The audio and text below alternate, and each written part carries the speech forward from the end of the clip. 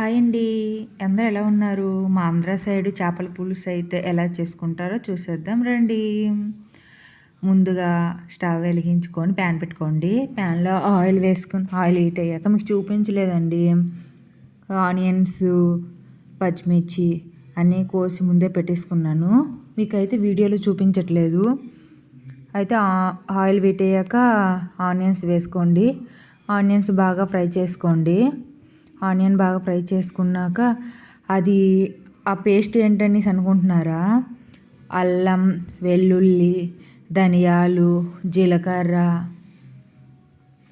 Next పచ్చిమిర్చి ఇవన్నీ కూడా మంచిగా ఫ్రై చేసుకొని అయితే పేస్ట్ కొట్టుకున్నాను.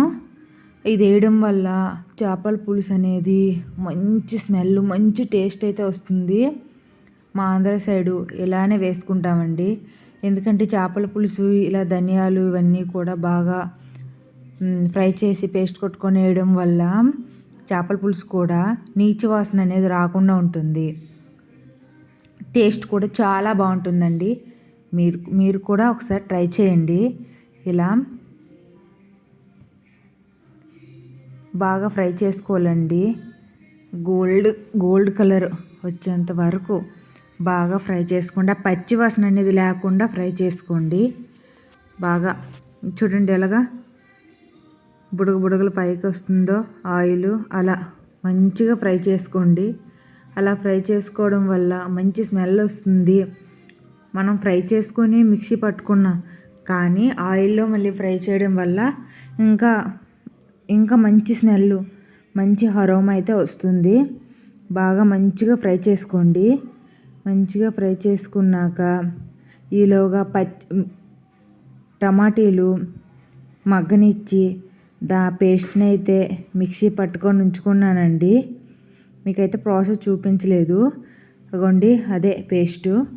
టమాటాలని కొంచెంసేపు మగ్గనిచ్చి పేస్ట్ అయితే కొట్టుకున్నాను. ఆ పేస్ట్ని కూడా వేసుకోండి. ఈ టమాటా పేస్ట్ కూడా ఆయిల్లో చాలా చక్కగా వేగాలండి.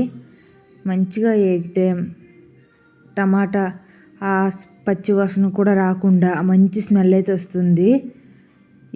ఇది మంచిగా పచ్చివాసన లేకుండా ఉంటే బాగుంటుందండి. వెంటనే పులుసు వేసేయకూడదు. ఈలోగా చింతపండు నానబెట్టుకొని పులుసు అయితే రెడీ చేసి ఉంచుకున్నాను.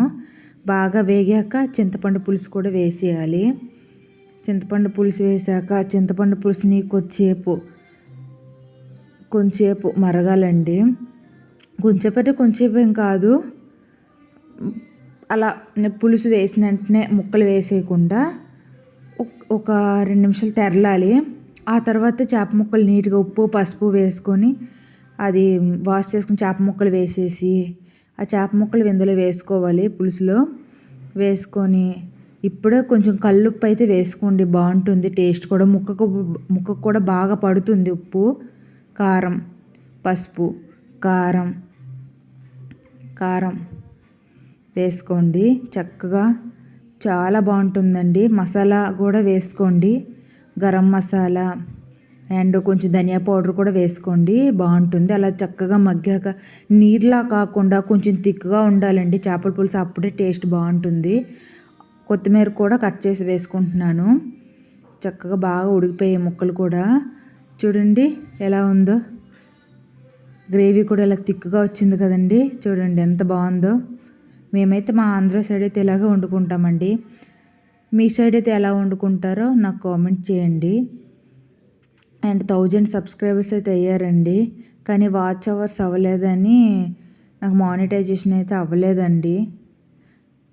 సపోర్ట్ చేయండి, లైక్ చేయండి, షేర్ చేయండి, సబ్స్క్రైబ్ చేసుకోండి అండ్ సపోర్ట్ చేయండి. చూడండి ఎంత బాగుందో చేపల పులుసు. చూడండి థిక్గా అయింది కదా గ్రేవీ. ముక్క కూడా చాలా చక్కగా ఉడికిపోయింది. ఇలా థిక్గా ఉంటేనే చాలా టేస్ట్గా ఉంటుందండి. ఇంకా ఈ చేపల పులుసులో ఇంకా నేను వేయాల్సినవి ఏదైనా మిస్టేక్ ఉంటే నాకు కామెంట్ చేసి చెప్పండి, నేను అది సరి చేసుకుంటాను. చూడండి ఎంత బాగుందో, చాలా చక్కగా ఉడుకుతుంది కదా. అలా ఉడకాలి. ఎప్పుడైనా కూడా చేపల పులుసు అనేది నీరులా కాకూడదు, మరీ తిక్కుగా అయిపోకూడదండి. చూడండి ఇలా ఉండాలి. చాలా బాగుంటుందండి. మా ఆంధ్ర సైడ్ ఇలాగే వండుకుంటాము. మీ సైడ్ ఎలా వండుకుంటామో కామెంట్ చేయండి. బాయ్ అండి అందరికీ.